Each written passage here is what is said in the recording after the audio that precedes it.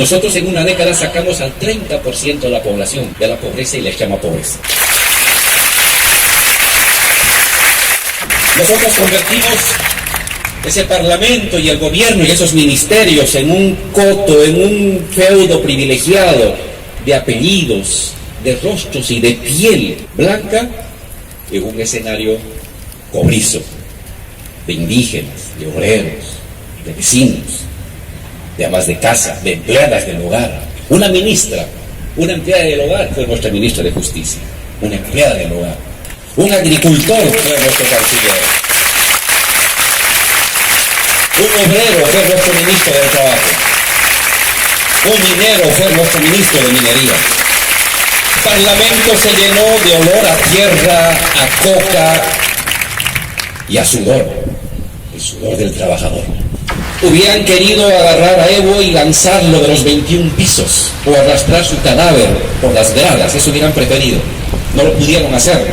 Intentaron matarlo en el avión, le disparan un proyectil. La justicia siempre es la esperanza. La igualdad siempre es la esperanza. El resentimiento no puede ser una esperanza. El escarnio no puede ser esperanza. El racismo no puede ser la esperanza.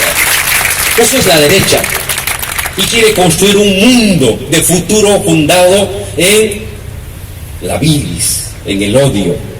Y nosotros tenemos que construir un mundo alegre, fundado en la justicia y la igualdad. Las reformas de primera generación del año 2000, o 2003, 2005, emergieron de la sociedad. Y lo que hicieron los presidentes de entonces, Kirchner, Lula, Correa, Lugo, Evo, es convertirlo en política pública. Nos corresponde a todos, y especialmente a los jóvenes, producir, inventar, parir, generar los objetivos o las reformas de segunda generación del progresismo latinoamericano y mundial.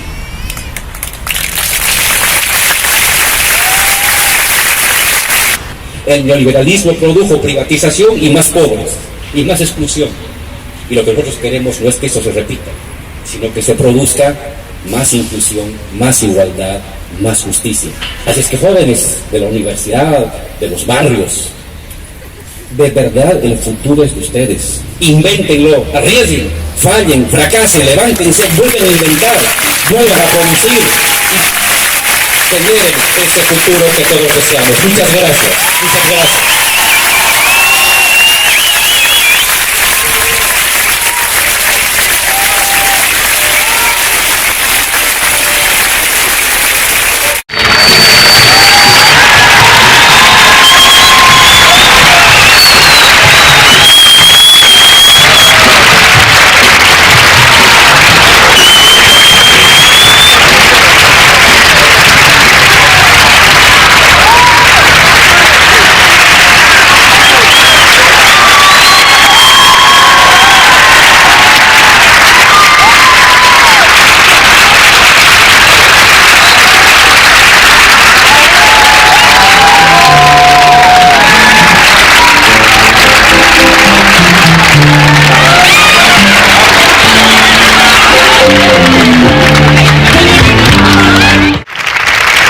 Quiero agradecer también nuevamente con ustedes a Argentina, a esta tierra de ustedes que el año 2020 nos recibió a Evo, nos recibió a la ministra, nos recibió a exiliados, nos recibió a nosotros, a mi familia,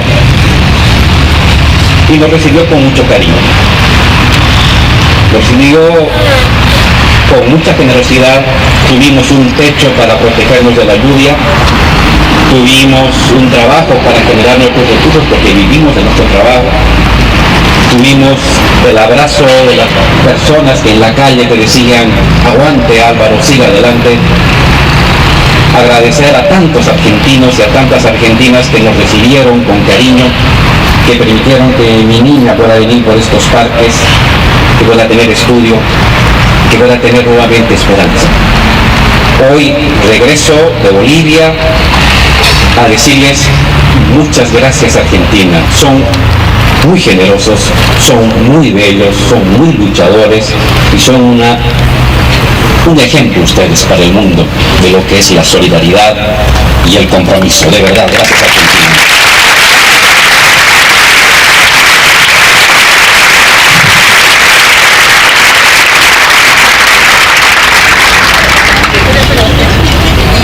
Pensé que iba a llover. Hice un pequeño guión corto de un conjunto de ideas que quiero compartir con ustedes el día de hoy.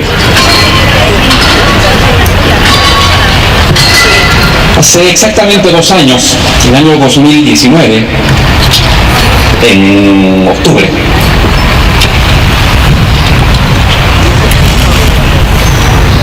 exactamente el 20 de octubre, habíamos ganado las elecciones con Evo. 47%. El segundo que nos seguía era una persona de centro, se llamaba de centro derecha entonces, que perdía con 10 puntos. Todo parecía tranquilo. Era una victoria contundente, no era una diferencia de 1 punto o de 2 puntos, era una diferencia de 1000 votos de diferencia según nuestro padrón electoral, que es de 5 millones de personas. Sin embargo, pese a ello, apenas ganamos el día 20, al día siguiente se desató un infierno.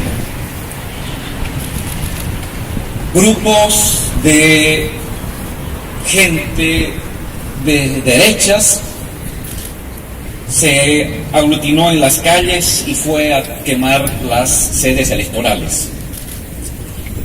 No éramos nosotros que habíamos ganado, no éramos nosotros a quienes se nos acusaba que habíamos hecho fraude.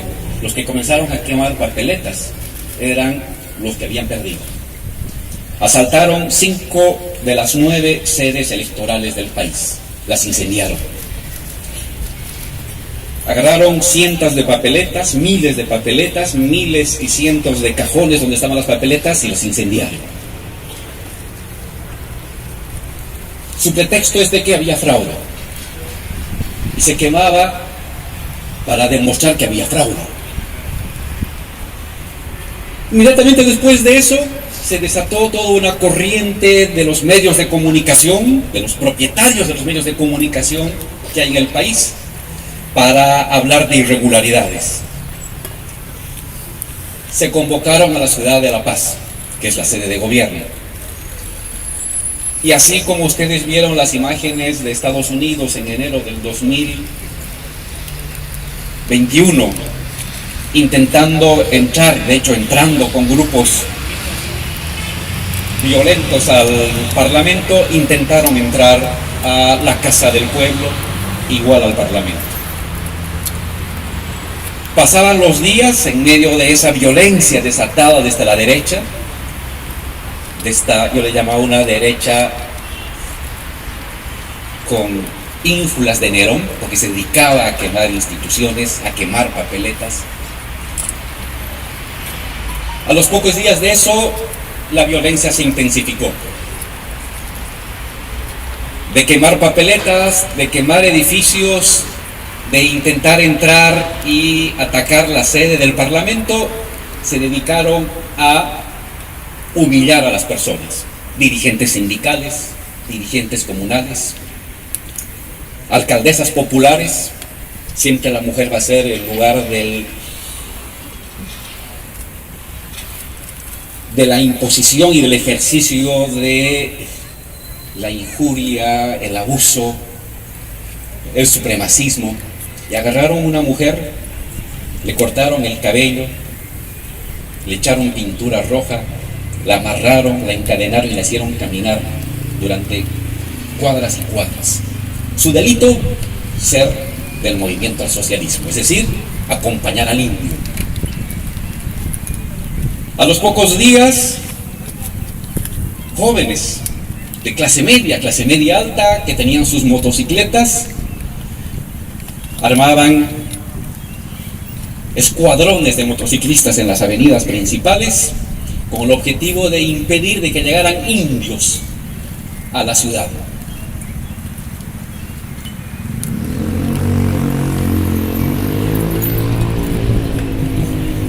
cientos de compañeras y de compañeros que venían a defender su voto, que habían votado por Evo, la gente humilde, la gente trabajadora, y que querían marchar a la ciudad para defender su voto, eran arreados por motocicletas para que no entren a la ciudad. Era un regreso a los tiempos de Pizarro, era un regreso a los tiempos de la colonia, cuando los indios, los pobres, no podían entrar al centro de la ciudad. Pues en pleno siglo XXI intentaron hacer lo mismo en la ciudad de Cochabamba.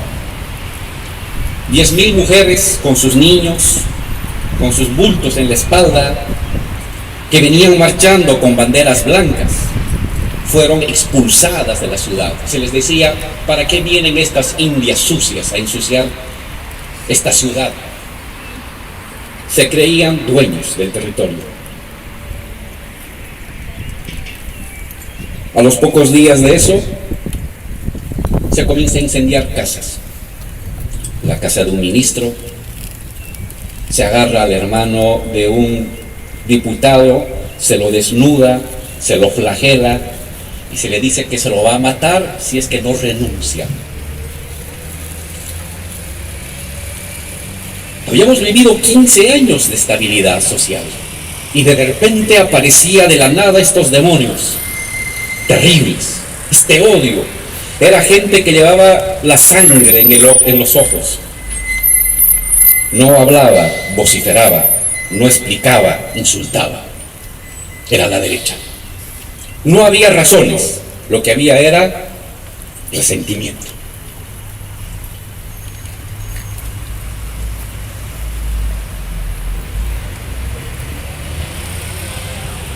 A esta actitud de estos sectores medios altos, privilegiados, luego se sumó la policía y luego se sumaron los militares.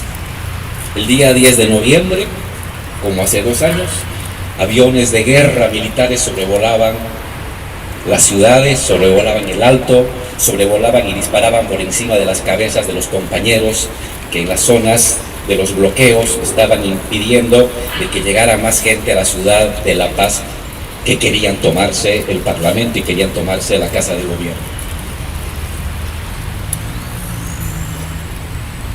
Enfrentar policías y militares era lo que ya quedaba.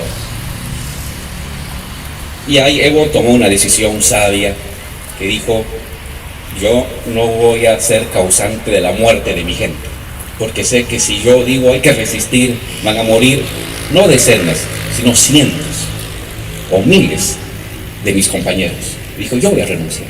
Si es por mí, si todo esto es para que yo no sea presidente, prefiero renunciar, pero no quiero que haya un solo muerto de mis compañeros. Y ese día, 10 de noviembre, renunciamos, y el 11 de noviembre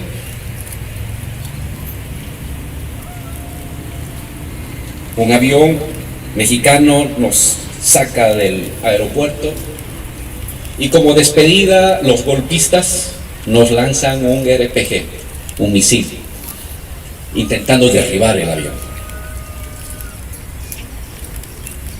Eso fue lo que sucedió hace 2 años. Inmediatamente se desató una persecución. Un general le coloca la banda presidencial a una desconocida senadora que había obtenido el 4º lugar. Su partido había obtenido el 4º lugar en las elecciones y le coloca un general. No hay asamblea, no hay parlamento, no hay mayorías, no hay votación. Es la fuerza de las armas. No estoy hablando del año 74 ni 76, estoy hablando del año 2019. Nuevamente la violencia, la coerción se convierte en el dirimidor de la vida política de nuestro país. A los 2 días, a los 3 días se emite un decreto eximiendo de responsabilidades a policías y a militares para poder matar. El decreto de la impunidad. A los 4 días, tanquetas, aviones de guerra, helicópteros artillados salen a matar a campesinos en Sacaba, una población cercana a Cochabamba, en el centro de Bolivia. A los 3 días después, esos mismos regimientos artillados, con tanquetas, con aviones, con helicópteros, salen a matar a pobladores de la ciudad del Alto. 37 muertos, 500 heridos de bala, huérfanos, viudas, jóvenes sin manos, jóvenes sin ojo, jóvenes sin pie, mutilados, torturados. No se los recibía en las clínicas, es masista, es decir, es indio. Se los botaba de las clínicas a los heridos.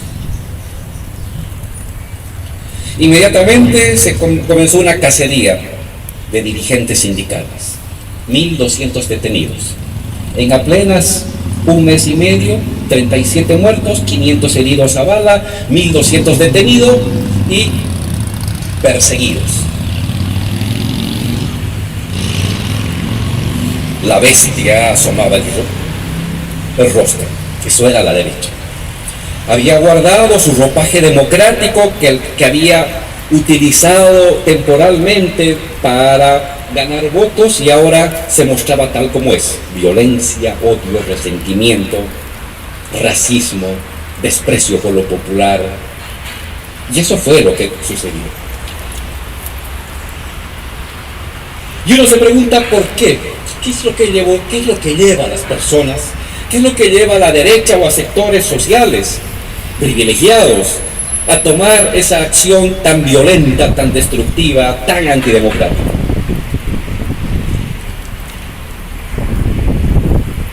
Y la respuesta es clara. Fue un golpe contra la igualdad. Fue un golpe contra la igualdad. Es decir, la lucha por la igualdad tiene sus contraefectos, sus contrafinalidades. La igualdad es una búsqueda, es un horizonte moral superior. Pues ese horizonte moral superior genera su contraparte, los resentimientos. ¿De quiénes? De los igualados. Claro, en Bolivia durante siglos, hasta que llegó Evo al gobierno, un sector privilegiado, de apellido extranjero, de piel blanca, de educación universitaria en el extranjero, había asumido que la tierra, el poder, el gobierno, los ministerios, las cancillerías, las obras, las contrataciones con el Estado, les correspondía por derecho natural, derecho de apellido. Era el racismo institucionalizado. Los indios, los campesinos, la gente del pueblo, el aymar, el quechua, el guaraní, para producir la tierra y para construir edificios. El poder para una élite, para unos apellidos. La llegada de Evo significó el quiebre de ese orden de las cosas, de ese orden moral de las cosas. Tenías un presidente indígena, tenías un canciller indígena, tenías una bancada de senadores y diputados donde el 55% eran o dirigentes sociales, obreros, o líderes indígenas. Las funciones del Estado, los ministerios, los viceministerios, las direcciones, las empresas públicas, dirigidas ya no por las viejas élites aristocráticas y blancoides, que se creen blancas y superiores, sino dirigidas por quispes, mamanis, tolas, aruquipas, los apellidos de nuestra gente, de la mayoría de nuestro país. Es un hecho de igualdad. La mayoría nunca había gobernado el país. La mayoría de mi patria, de pueblos indígenas, de pueblos trabajadores, nunca había gobernado. Pues con Evo ellos se volvían poder. Y al volverse poder, se igualaban con los que siempre habían considerado que esos espacios eran de ellos por derecho, apellido y alcurnia. Y entonces aguantaron 5 años, aguantaron 10, pero no estaban dispuestos a aguantar más. Y juntaron odio, resentimiento contra este proceso de igualdad y lo escupieron y lo vomitaron en el 2019, matando gente, encarcelando gente, persiguiendo gente, torturando gente.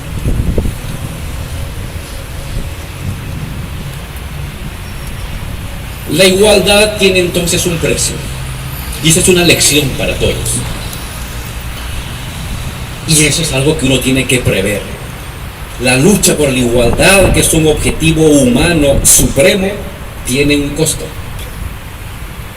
Los que tenían los privilegios habrán de proteger lo suyo, habrán de enroscarse, habrán de endeudarse en sus privilegios, no van a estar dispuestos a compartir.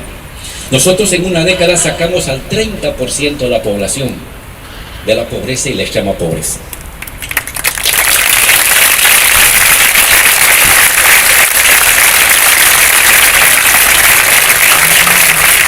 Nosotros convertimos ese parlamento y el gobierno y esos ministerios en un coto, en un feudo privilegiado de apellidos, de rostros y de piel blanca, en un escenario cobrizo de indígenas, de obreros, de vecinos, de amas de casa, de empleadas del hogar. Una ministra, una empleada del hogar fue nuestra ministra de Justicia, una empleada del hogar. Un agricultor fue nuestro canciller. Un obrero fue nuestro ministro del Trabajo. Un minero fue nuestro ministro de Minería.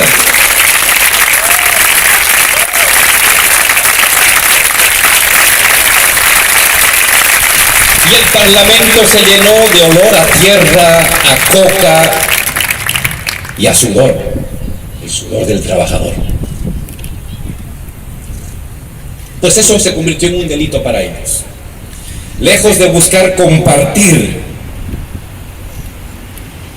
y de competir por esa justicia social, la derecha lo que hizo es atrincherarse, racializarse. Y entonces en 2019 lo primero que hacen es quemar la huipala. Esa huipala que está allí, la queman, la escupen, la pisotean. Hubieran querido agarrar a Evo y lanzarlo de los 21 pisos o arrastrar su cadáver por las gradas, eso hubieran preferido. No lo pudieron hacer. Intentaron matarlo en el avión, le disparan un proyectil y no lo pueden hacer. Entonces lo que hacen es quemar la huipala. En la quema de la huipala está toda esa voluntad de deshacerse de los indios, de estos indios igualados que habían dejado de ser pongos para convertirse en ciudadanos iguales. Queman la huipala y entran al Palacio de Gobierno con la Biblia en la mano, como lo hizo Pizarro en su tiempo.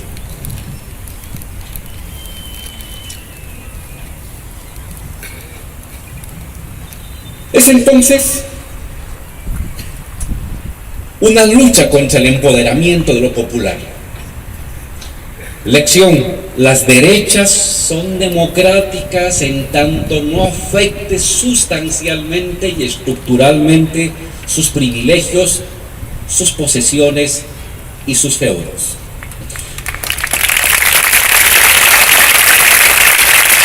Cuando sus feudos, sus privilegios de casta, de apellido, de propiedad se ponen en riesgo por la igualdad, no por la igualdad hacia abajo, sino por la igualdad hacia arriba. Porque nosotros no quitamos nada a los empresarios bolivianos. Pero lo que hicimos es que los que no tenían nada tuvieran algo. Y los que tenían algo tuvieran más. Y eso a ojos de ellos fue un delito. Y en ese momento se sacan el traje de demócratas, se quitan el candado de la lengua para que limitaba el exceso de sus palabras y de su furia, y se desata el odio en el discurso de la palabra, en la acción sobre los cuerpos, especialmente de las mujeres. ¿Qué hicieron cuando llegan al gobierno? Lo que hace hoy la derecha, porque no tiene otro programa. En ninguna parte del mundo la derecha reaccionaria, neoliberal, tiene un programa que no sea destruir empresas públicas, repartirse tierras, volver deficitarias las empresas públicas para luego privatizarlas, asignar los créditos de los bancos a las familias, a los conocidos, y quitar los créditos al joven, estudiante, a la ama de casa, al transportista que necesita un microcrédito para mejorar su actividad. Votar a los indios del poder, sacarlos, sustituirlos por las viejas familias que sí, entre comillas, saben manejar el Estado, según ellos. Criminalizar a los sindicatos, garantizar el despido impune de cualquier trabajador que se oponga, que organiza sindicatos, o que proteste, o que reclame de por qué se está haciendo esto y no lo otro. Asfixiar beneficios sociales, en otras palabras, asaltar el Estado. La derecha y la extrema derecha en Bolivia nos mostró que la propuesta que tienen, con la que se abanderan de cambio, no es nada más que la vieja receta neoliberal recalentada. Es la vieja receta neoliberal que ya la vivimos hace 10 años, hace 20 años atrás, podrida, con moho, con cosas verdes ahí de la putrefacción, simplemente recalentada, reutilizada para adelante. Y eso hicieron en Bolivia.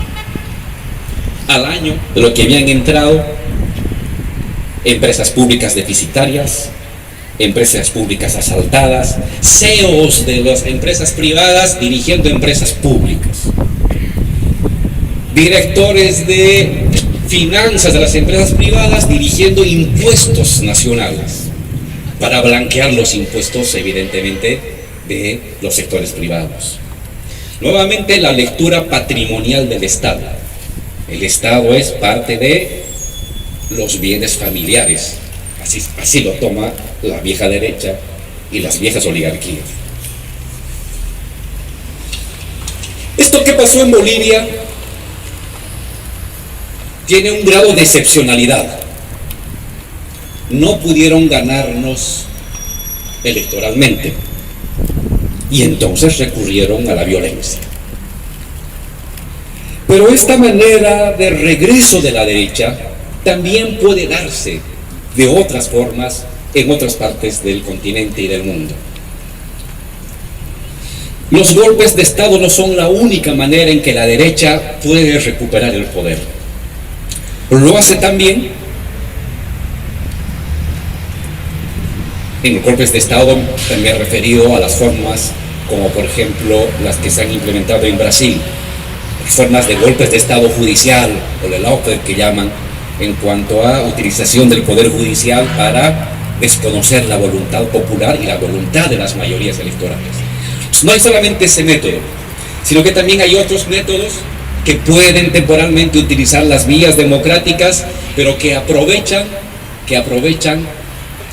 debilidades de los procesos progresistas. Y eso es lo que hay que tomar en cuenta y tener cuidado. Las derechas pueden recuperar el poder por vías violentas cuando no les queda de otra, o pueden buscar recuperar el poder por vías, entre comillas, democráticas, aprovechando debilidades de los procesos progresistas. ¿Cuáles debilidades fundamentalmente? Cuando se dan agotamiento o cumplimiento de las primeras reformas progresistas o de primera generación de los gobiernos progresistas.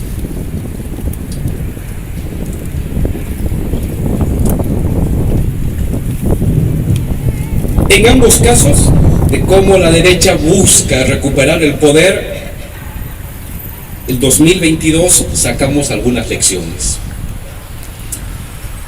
La primera es de que la derecha que hoy enfrentamos no es la misma derecha que enfrentamos a inicios del siglo XXI.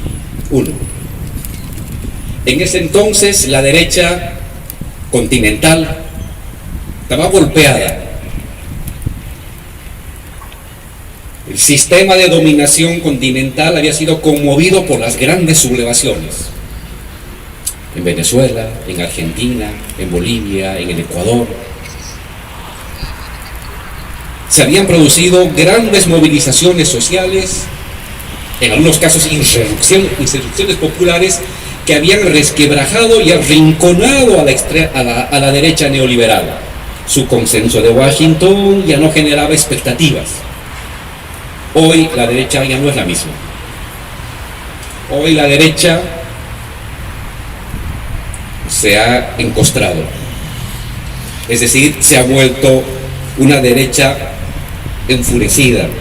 Ya no porta una bandera y un estandarte del optimismo histórico de que el destino de la humanidad es el libre mercado, la globalización y el Estado pequeño. Ya no. Eso lo hizo en los años 90, en los años 80 y a inicios del siglo XXI. Hoy no. Hoy lo que mueve, lo que aglutina a las derechas es el resentimiento y la melancolía. Una melancolía por los viejos tiempos de gloria, cuando no había progresismos, cuando las mujeres estaban en las casas, cuando los jóvenes estaban vigilados, cuando los trabajadores no tenían sindicato y cuando los negocios del Estado se hacían en las embajadas extranjeras o en el Fondo Monetario Internacional. Lo que nos mueve ahora es no el futuro, sino un regreso melancólico a ese viejo pasado. Y los mueve el resentimiento. Resentimiento, en el caso de Bolivia, contra estos indios insolentes que se atreven a hacer poder, a hacer gobierno y a ser iguales, y a reclamar ciudadanía de iguales. En otros países, por la presencia de jóvenes revoltosos o de unos progresismos que han reforzado el Estado y que han puesto en duda la vigencia de la libre empresa y de la globalización.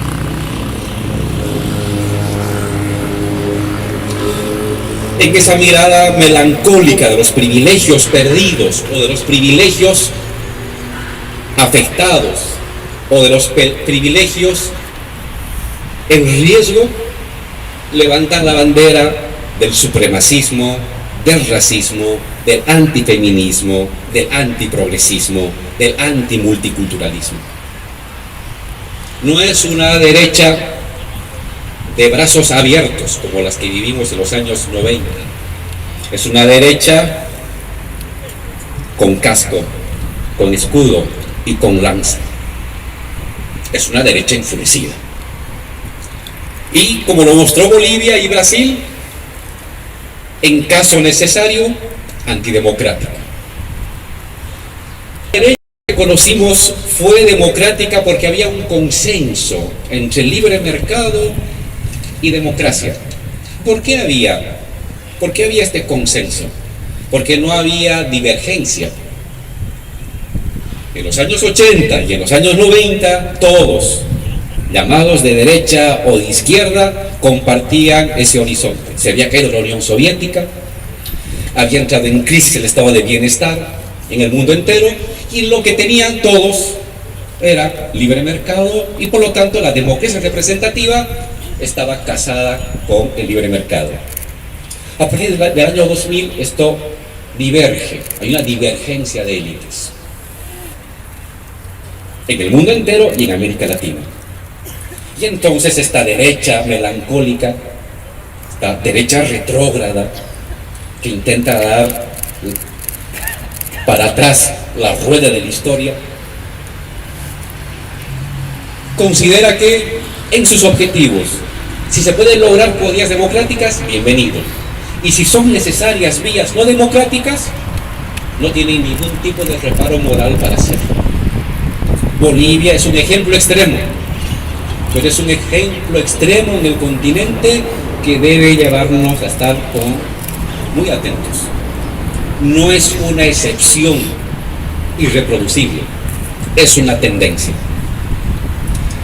Acabábamos de oír en España hablar al premio Nobel que decía: lo bueno de la democracia no es que haya libertad para elegir, imagínense, sino de que se elija bien. Es decir, si no elegimos bien, no debemos tener el derecho a elegir. Entonces quitémosle el voto a los pobres, a los humildes, a los campesinos, porque eligen mal. ¿Por qué? Porque eligen a populistas, entre comillas. Es una mirada de una persona supuestamente culta. Es una mirada que muestra la visión utilitaria y meramente instrumental de la democracia. La democracia es buena en tanto gane, y cuando pierdo ya no es buena. Y entonces que vengan los tanques y los aviones y los helicópteros artillados a hacer el trabajo sucio. Esto que creíamos que se había acabado en los años 70 y 80 ha vuelto. Nuevamente asoma las orejas por el horizonte. Y eso es algo que tenemos que tener nosotros cuidado.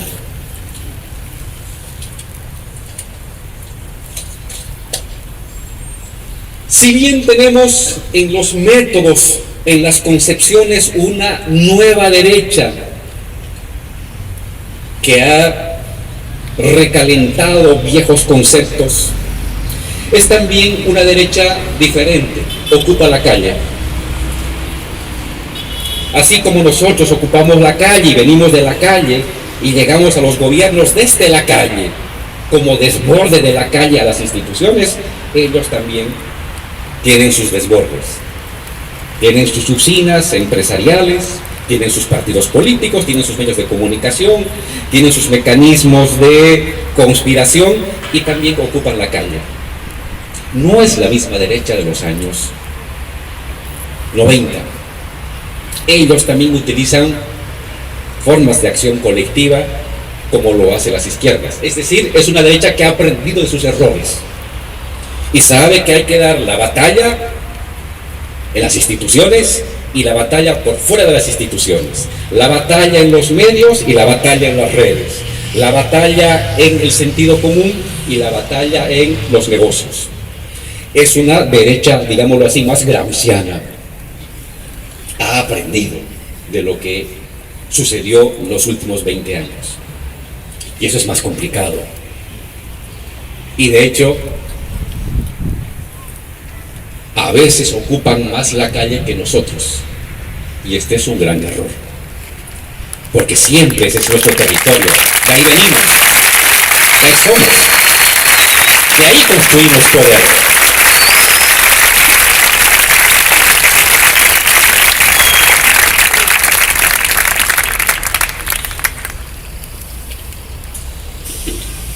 Y si bien hay novedades en esta derecha enfurecida, en este neoliberalismo enfurecido, hay también los olores de lo viejo, de lo rancio, de lo podrido. Su programa de gobierno es lo que ya conocimos. No hay novedad en los programas de gobierno. Son las mismas recetas. Privatizar, libre empresa, libre mercado.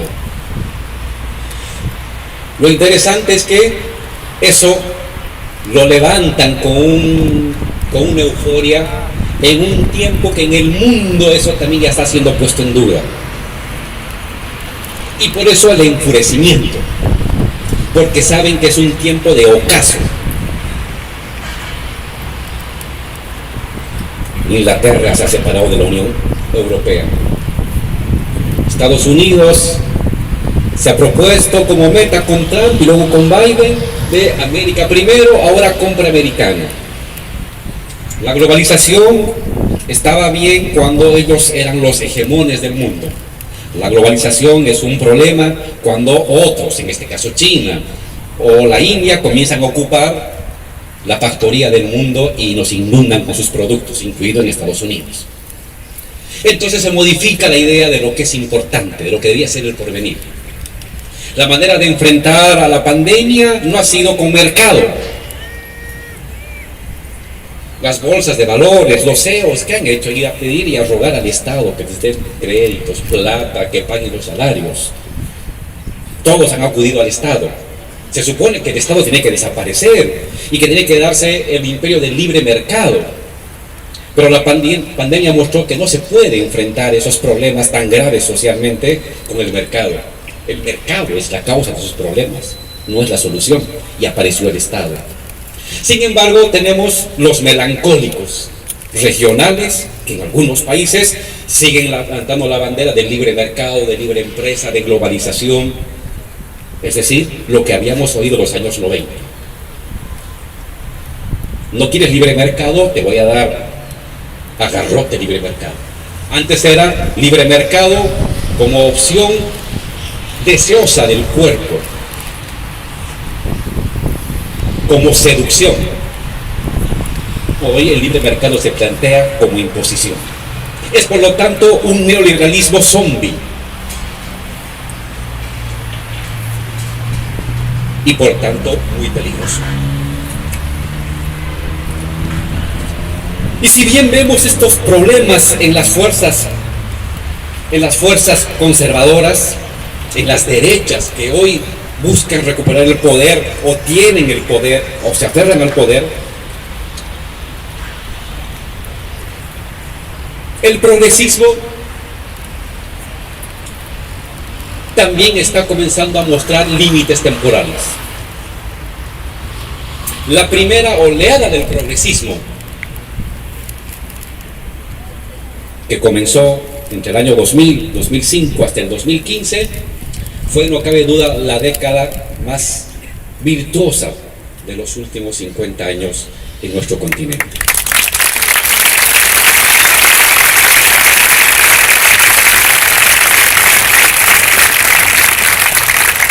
¿Cómo demostrar eso? 70 millones de personas que solamente podían comer una vez al día, ahora comían 2 o 3 veces al día. 70 millones de personas pudieron mandar a sus hijos al colegio o a la universidad. 70 millones de personas salieron de la pobreza y extrema pobreza para entrar a la situación de ingresos medios. ¿Qué significa eso? Que la persona que nos vende dulces en la esquina, que el compañero obrero que trabaja en una fábrica pudo ahorrar un poco, pudo mejorar la alimentación de sus hijos, pudo planificar poder mandar a la universidad a la hija, pudo ahorrar para construir un negocito o pagar con crédito su departamento. Es decir, una revolución de la vida de 70 millones de personas.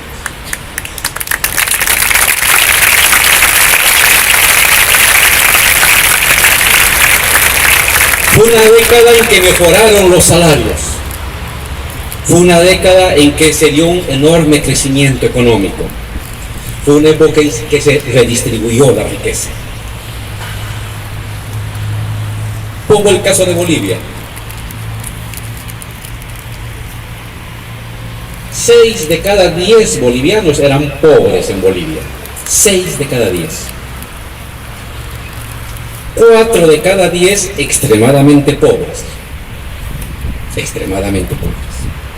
En una década ya no eran 6 de cada 10 pobres, sino 3 de cada 10 pobres. Y de los extremadamente pobres ya no eran 4 de cada 10, sino 1 de cada 10 extremadamente pobres. El salario de un trabajador boliviano, el país más pobre de América Latina después de Haití. Cuando entramos al gobierno, el salario de un obrero era $42 al cambio. El día de hoy son $302, el salario mínimo de un trabajador.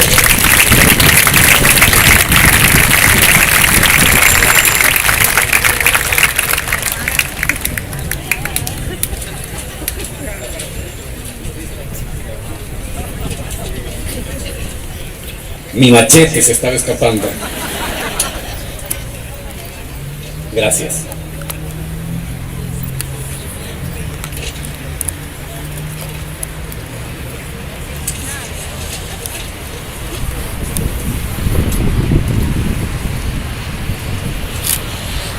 Estos cambios que lo hemos vivido en todo el continente, que se volvió rosa, en esta marea y este oleaje rosa que se dio en el continente.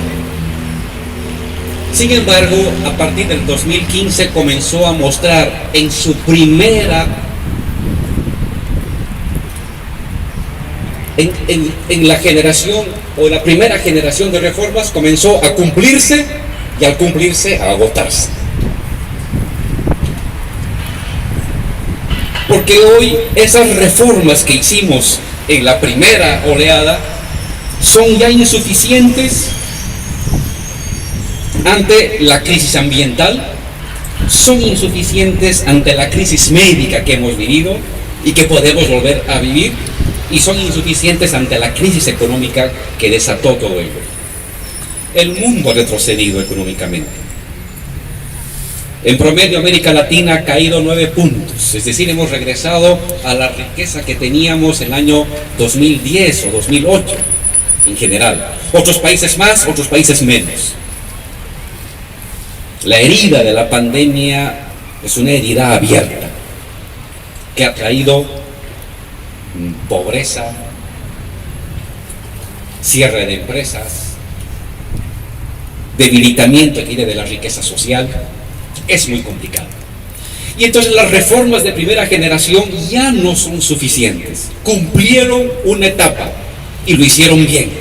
70 millones de pobres del país, del mundo, del continente, 70 millones de familias, de gente humilde, trabajadora, del campo y la ciudad, viven mejor que hace 20 años. Pero ahora ya son insuficientes.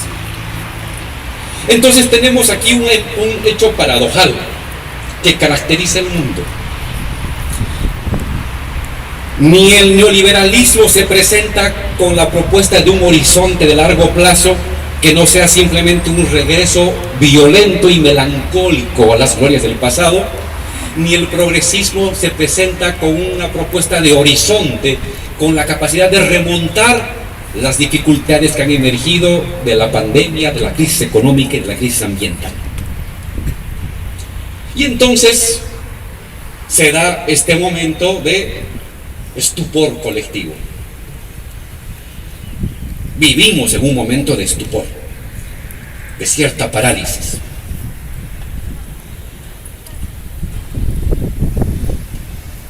Es como si el tiempo estuviera suspendido. ¿Cuándo tenemos sentido del tiempo que transcurre?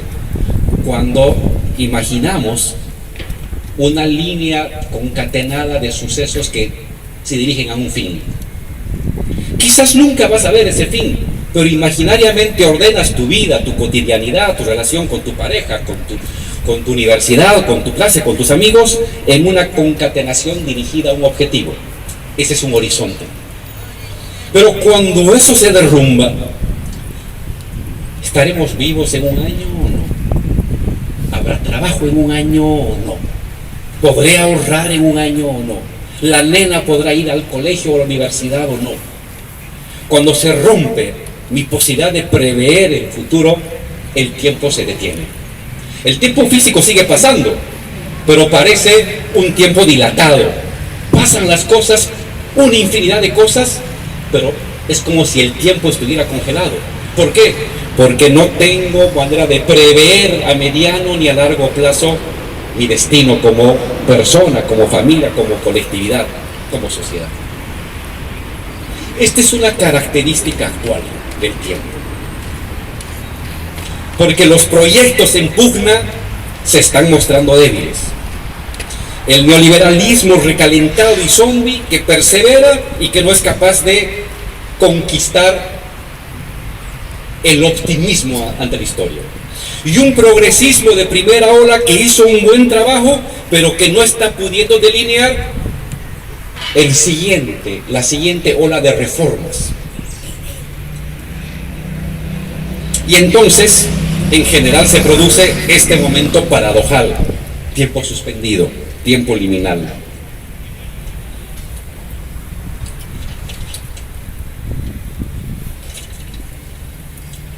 Lo importante de estos tiempos paradojales es la suspensión del horizonte predictivo, un momento, angustia, estupor, y luego, más pronto que tarde, disponibilidad a nuevas creencias. Porque eso produce una crisis cognitiva. La gente puede aguantar 1, 2 años, 3 años con el tiempo suspendido, pero necesitamos futuro. Somos seres de creencias. La gran diferencia del ser humano frente a otros seres vivos es la creencia.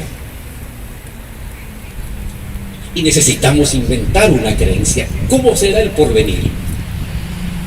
Hoy estamos en el estupor. Más pronto que tarde vendrá la disponibilidad cognitiva. La disponibilidad a revocar viejas creencias y a colocar nuevas creencias. Y ahí, en esa lucha de las nuevas creencias, hoy se presentan y se enfrentan dos fuerzas.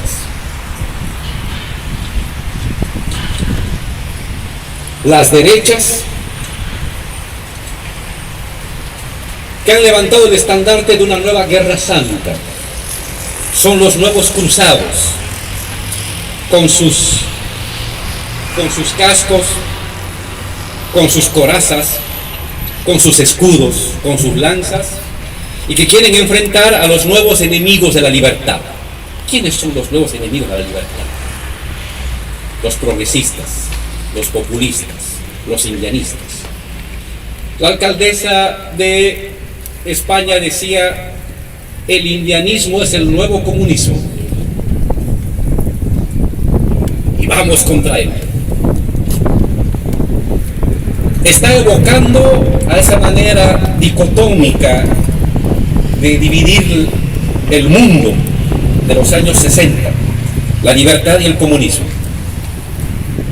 No hay comunistas, los que habemos somos muy pocos todavía, pero nos hemos convertido en el gran fantasma, los comunistas. Lo que hay es progresismo, y dentro de los comunistas, socialistas, nacional populares, pero eso que abarcamos con el nombre de progresismo se ha convertido en el gran enemigo. Y ojo, no es un adversario político, es un enemigo moral, peor, más grave.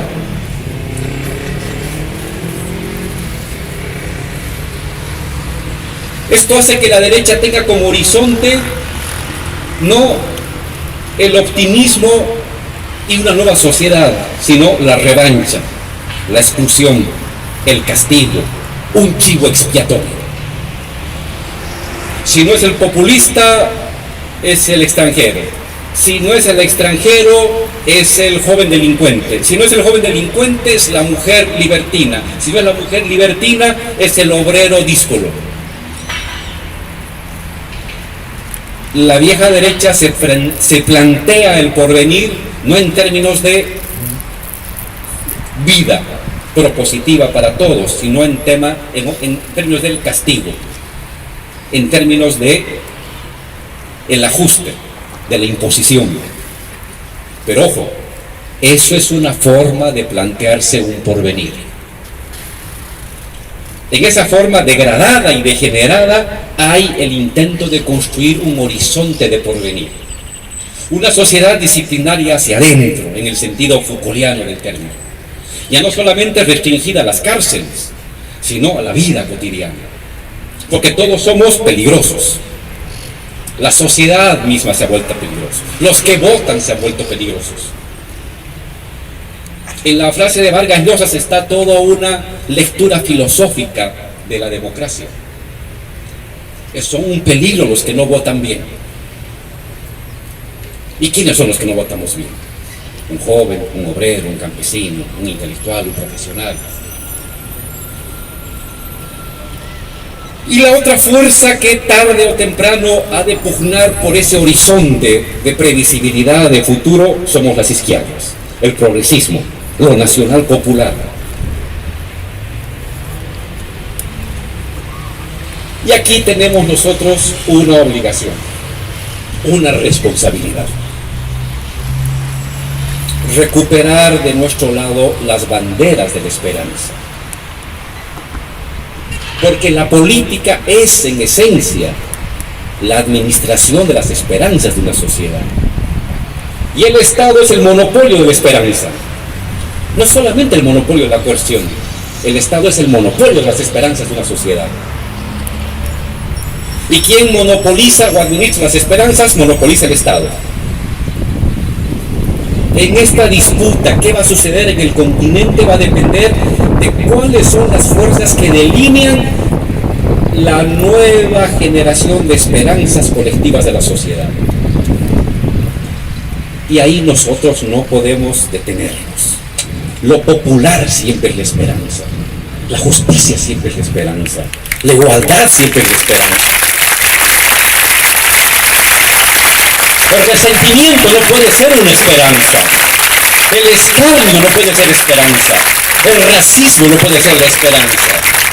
Eso es la derecha. Y quiere construir un mundo de futuro fundado en la bilis, en el odio. Y nosotros tenemos que construir un mundo alegre, fundado en la justicia y la igualdad. Pero esto no existe hoy. Tenemos que construirlo. La primera oleada de esperanza y de la agenda de reformas del progresismo nació a inicios del siglo XXI. Y duró una década un poco más. Y ahora nos corresponde a todos, y especialmente a los jóvenes, producir, inventar, parir, generar los objetivos o las reformas de segunda generación del progresismo latinoamericano y mundial.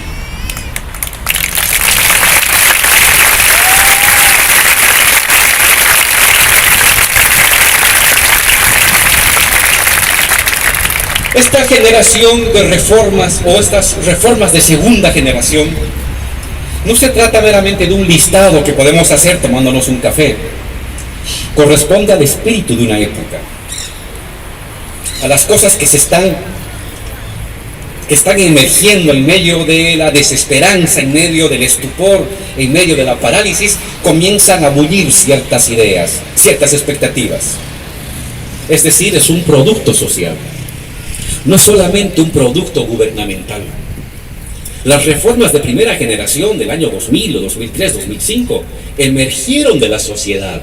Y lo que hicieron los presidentes de entonces, Kirchner, Lula, Correa, Lugo, Evo, es convertirlo en política pública.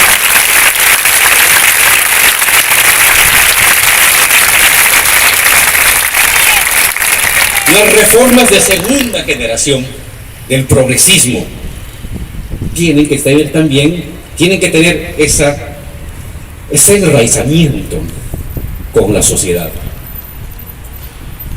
Tienen que ser fruto de nuestro debate, de nuestras discusiones, de nuestras marchas, de nuestras movilizaciones, de nuestros escritos, de nuestras discusiones, de nuestras investigaciones, de nuestros debates, de estas asambleas. De ahí emergen y luego se expanden molecularmente y se irradian. Y si en verdad captan el espíritu de la época, rápidamente prenden. Porque ensamblan con expectativas de la persona que está en la otra provincia y la expectativa de las personas que están en el sur o en el norte, y se vuelve sentido común. Yo me atrevo a imaginar, a reflexionar ahora algunos posibles ejes de lo que podría ser estas reformas de segunda generación del progresismo que nos permitan enfrentar de mejor manera las batallas por el horizonte. Hoy hay una batalla por el horizonte predictivo, una batalla por el porvenir, imaginado, pero que nos da certidumbre frente a la realidad. Algunas posibilidades.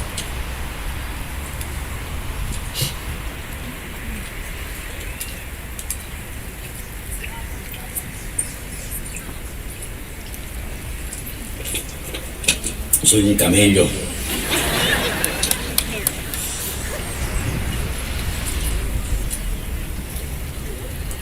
Creo que un elemento, ni el principal, pero es un elemento importante, es una reforma tributaria.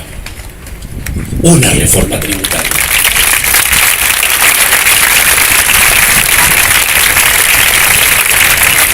El mundo entero está en un momento terrible. La economía se ha desplomado en el mundo entero por la pandemia. El continente más afectado, Latinoamérica, menos 9% decíamos. El resto del mundo, menos 5, menos 6%. Menos. Cuando estábamos acostumbrados a más, a +3, a +4, en el caso de Bolivia 15 años de +5 de crecimiento continuo. Y ahora vamos para atrás. Eso deja una secuela de pobreza, una secuela de abandono, una secuela de empresas cerradas, una secuela de ahorros liquidados, una secuela de frustraciones sociales. ¿Cómo se enfrentan los problemas económicos? Solo hay dos maneras. O ajuste a los salarios o ajuste a la riqueza. No hay más. No hay más.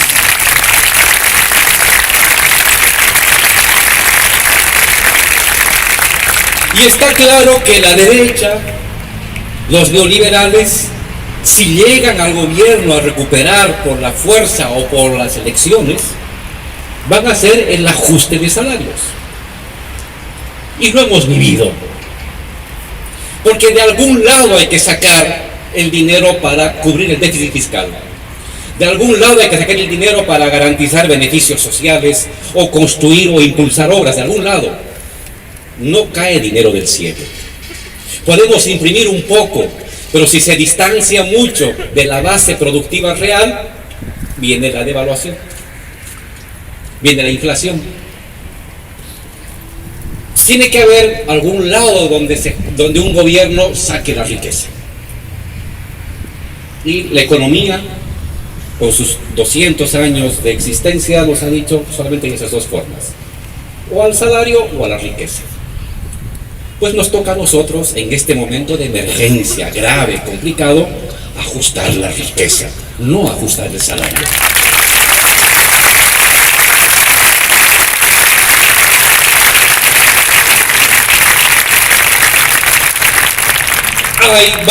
Hay varias técnicas que se están discutiendo. Impuesto a las fortunas, por supuesto, impuesto y repatriación de los dineros, los paraísos fiscales, etcétera. Hasta Biden está haciendo esto. Hasta el G7, el Fondo Monetario y el Banco Mundial han establecido un impuesto mínimo a las empresas del 15% a nivel mundial.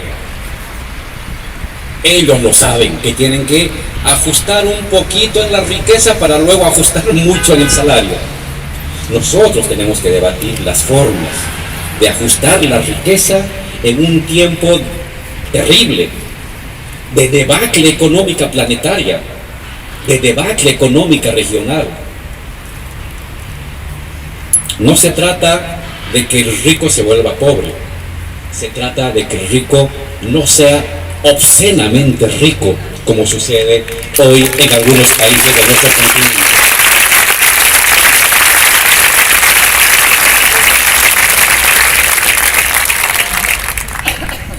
Un segundo elemento que tenemos que debatir es cómo elaboramos un proyecto a futuro.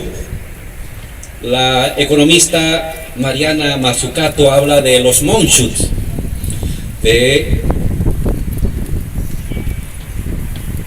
elaborar estrategias ¿cómo sería la traducción? De programas de misiones. Me he acordado de eso es lo que también decía el presidente Chávez, hacía sus misiones, que era una misión muy especial: juntar recursos públicos, recursos privados, leyes, reglamentaciones, administración burocrática, conocimiento, universidad, con un solo objetivo. Todo hacia un objetivo. Y sobreponerse a las adversidades, a la burocracia, a las limitaciones presupuestarias para obtener el objetivo. Necesitamos tener unos objetivos.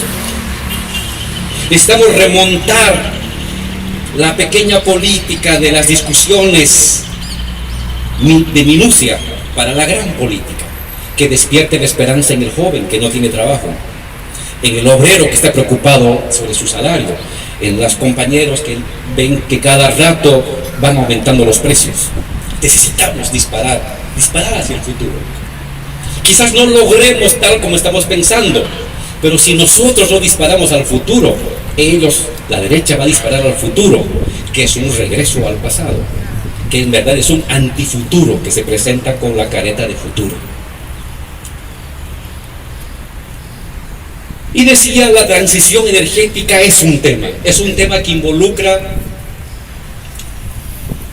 la defensa de la madre tierra, que involucra la temática ecológica, pero sin disociarse de lo social.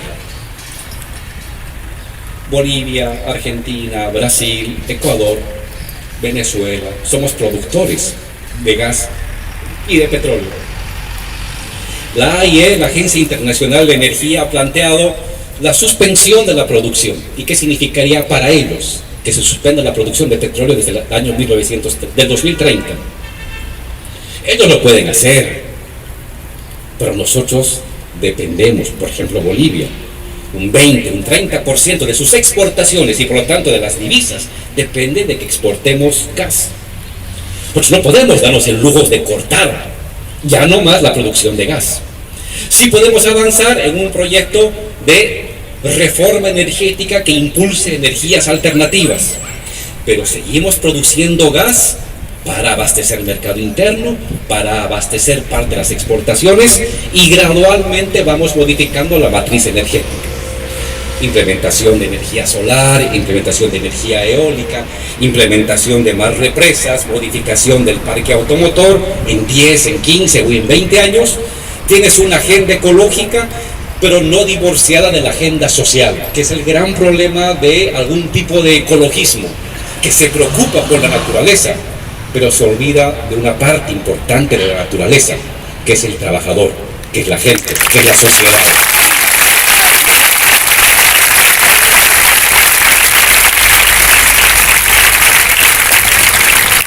Parte de esta agenda o de este horizonte de transición energética es el litio.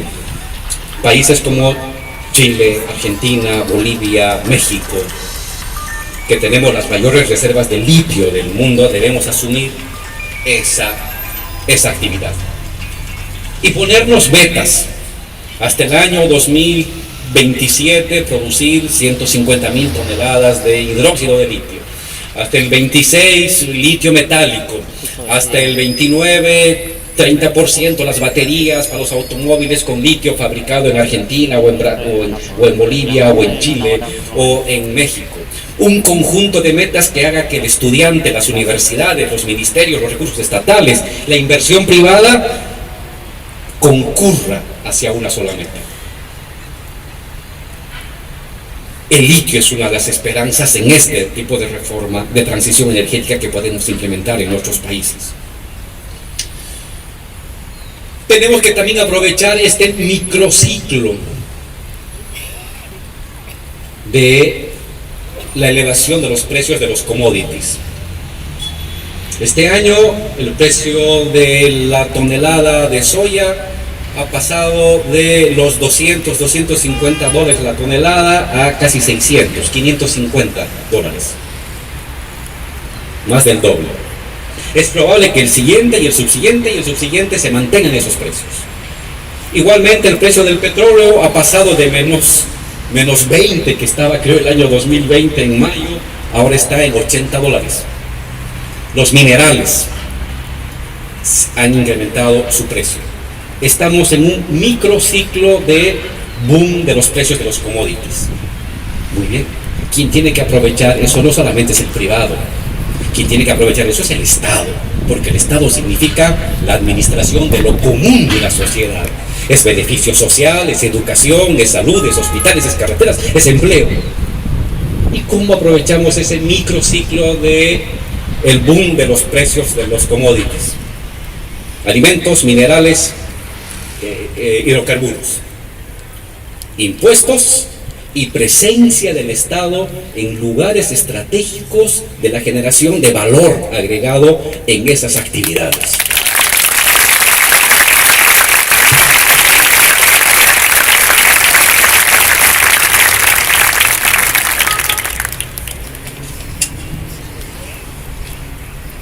Se habla de economía digital.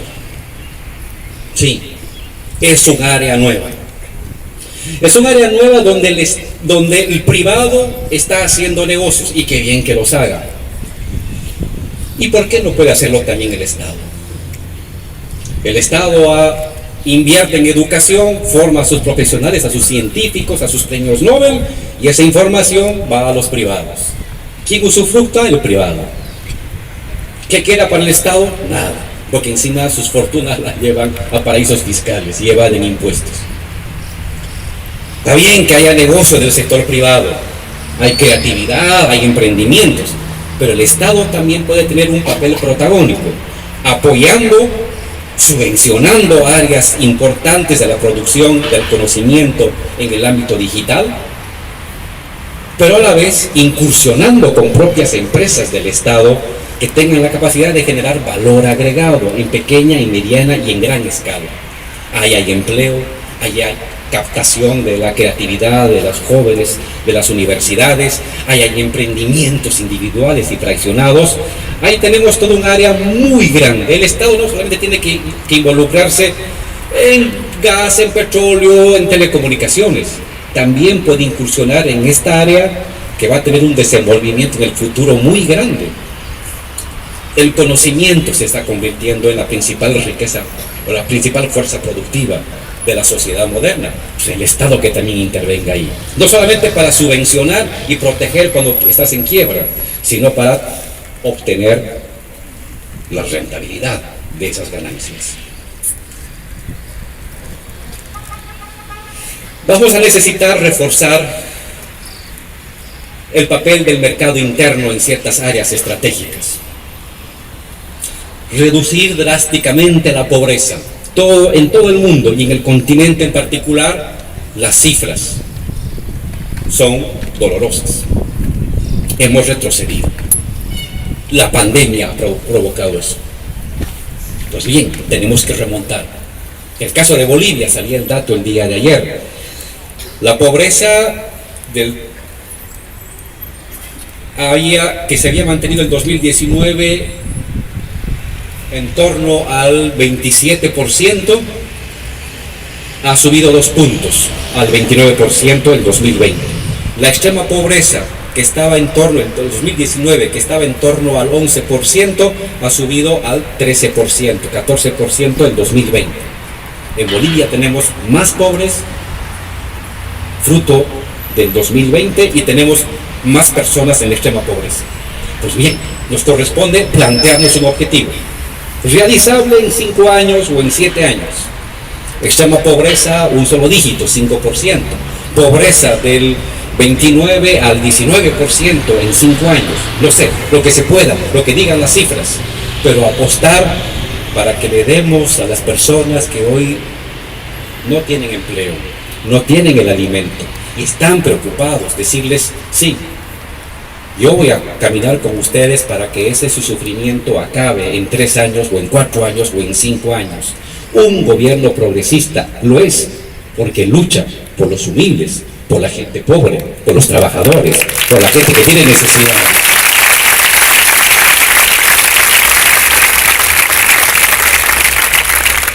La temática de la suspensión del pago de la deuda externa se ha mencionado ya en los foros internacionales, lo han hecho nuestros presidentes. Tenemos que hacerlo. ¿Dónde fue a parar la deuda que se contrajo en los años anteriores? ¿Fue a parar a un barrio popular? ¿Fue a parar al salario de un trabajador de una fábrica? ¿Fue a parar a la actividad independiente de un compañero que tiene su microempresa? ¿O paró en las grandes fortunas? Es claro dónde fue ese dinero. ¿Por qué tendríamos que pagarlo todos? Porque la deuda externa se paga con nuestros impuestos, con lo que paga cada uno de ustedes. Y no puede ser que la riqueza de pocos se pague con el impuesto de todos. La derogatoria o la suspensión del pago de la deuda externa es una demanda continental y mundial de justicia, de dignidad.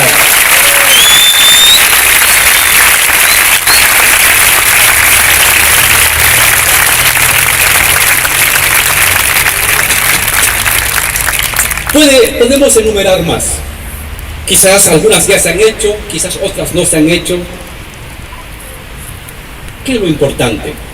Tenemos que inventar y aferrarnos en algo. Tenemos que diseñar una imagen de futuro. Tenemos que volver a levantar las banderas de porvenir. Quien administra el porvenir de una sociedad es gobierno, es poder y es Estado. Si la bandera del porvenir, imaginado, deseado, esperanzado, queda en manos de la derecha será poder. Si nosotros levantamos nuevamente las banderas, estas, otras, unas más radicales, menos radicales, pero algo, un paquete de proyectos, de misiones a mediano plazo, la derecha no va a regresar. La derecha va a ser nuevamente derrotada. Pero esa es una batalla de ideas, de pensamientos, de ideología, de proyectos.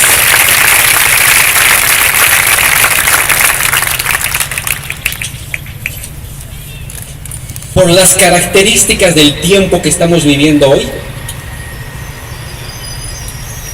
por estas limitaciones que estamos teniendo ellos como nosotros en el diseño del horizonte predictivo de mediano plazo, que es un tema planetario, no es un tema meramente continental, es un tema planetario. Lo más probable es, y hay que estar preparado para ellos, es que estemos frente a victorias temporales y a derrotas temporales. No estamos aún en condiciones hoy de una victoria de largo plazo. Yo debería decirlo, soy el que más quiero, pero tengo que ser honesto intelectualmente con ustedes. No es posible una victoria. Imaginar que vamos a entrar en un ciclo, en una segunda oleada progresista similar a la del 2003, que nos dé 10 o 15 años de horizonte, no es cierto. Hoy el mundo es más complejo. Es más complejo. Es más difícil. Hay más limitaciones. Hay más contradicciones. Ganó Biden, pero puede ganar Trump. O puede nuevamente volver Biden. Ganó la izquierda en Alemania, pero puede volver la segunda o la tercera de Merkel. Puede ganar en Francia la derecha o la extrema derecha. Es decir, el arco de posibilidades está indeterminado. ¿Por qué? Porque aún no estamos logrando consolidar un horizonte predictivo en torno al cual vayan confluyendo más expectativas, más sociedades, más pueblos, que sí luego pueden definir un horizonte de largo plazo, 20 años. Entonces va a ser un tiempo muy movido, un tiempo de mucha lucha. Ganamos con el riesgo de perder casi luego, inmediatamente. Y esa pérdida va a ser también temporal, porque ellos tampoco tienen un horizonte estable, hegemónico, seductor de largo plazo. Pero alguien tiene que construirlo. Este va a ser un año o una década de construcción. Es el laboratorio de la historia. Estamos en pleno laboratorio de la historia. Es un momento excepcional. El estado de bienestar se construye, en nuestro caso nacional popular, sustitución de importaciones del 45 hasta los 70. Turbulencia, neoliberalismo de los 80 a los 2000. Turbulencia. ¿Qué vendrá después? ¿Será el progresismo mundial? Tal vez. ¿Será un neoliberalismo enfurecido, autoritario y fascistoide? Tal vez. Todo es posible. ¿De qué debe depender? De lo que hagamos. El progresismo latinoamericano comenzó en un país, se irradió a otros países y convergieron muchos países y pudo consolidarse durante una década virtuosa el progresismo. Ahora ya no basta continentalmente. El nuevo horizonte progresista mundial o el nuevo horizonte post-fascista o fascistoide mundial ha de ser un producto mundial. ¿Cuándo se define? En estos años. ¿Con quién? Con nosotros. Con lo que hagamos o con lo que no hagamos. Con lo que organicemos o debatamos. Es la virtud de un momento liminal junto con la angustia. El estupor es que es el lugar donde se produce el DNA de los siguientes 20 años. En estos meses, en estos años, en esta década, ha de construirse el nuevo DNA del futuro. ¿Quiénes? Ustedes, los jóvenes fundamentalmente. Y nosotros que venimos de muchas peleas y que iremos detrás de las nuevas generaciones, para que no vayan para atrás, sino que vayan para adelante.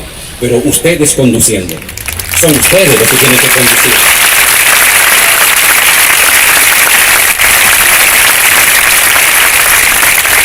Un tiempo liminal es un tiempo angustiante, a veces frustrante, pero es un tiempo especial porque es cuando todo se puede crear. Como no hay futuro, el futuro se lo puede crear. Porque tiene que haber futuro. Tarde o temprano ha de haber un futuro. Bueno o malo, pero va a haber futuro. Que sea el bueno, que sea del lado bueno de la historia. Solidario, comunitario, igualitario, con justicia social.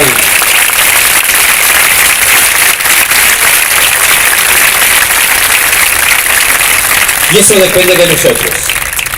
No es tiempo para bajar los brazos. No es tiempo para decepcionarnos. Es tiempo para empujar con más fuerza. Si ya remontamos una adversidad hace 2 años, ¿por qué no podemos remontar ahora una mayor adversidad? Es más difícil, es más complicado. Sí, pero tenemos la obligación de hacerlo. Inventemos, creemos, produzcamos desde la sociedad y desde el gobierno un horizonte que haga que la expectativa de la gente sea canalizada y no hipotecada por versiones falaces de una derecha privatizadora que va a ajustar el salario, que va a pasar por encima, a la buena o a la mala, de la cabeza de los sindicatos, de los jóvenes, de las mujeres, de sus derechos y de las expectativas de la gente humilde. Ellos nunca han trabajado por la gente humilde, siempre produjeron más pobres.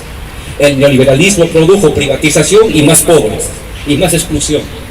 Y lo que nosotros queremos no es que eso se repita, sino que se produzca más inclusión, más igualdad, más justicia. Así es que jóvenes de la universidad, de los barrios, de verdad el futuro es de ustedes. Invéntenlo, arriesguen, fallen, fracasen, levántense, vuelven a inventar, vuelvan a producir y generen ese futuro que todos deseamos. Muchas gracias. Muchas gracias.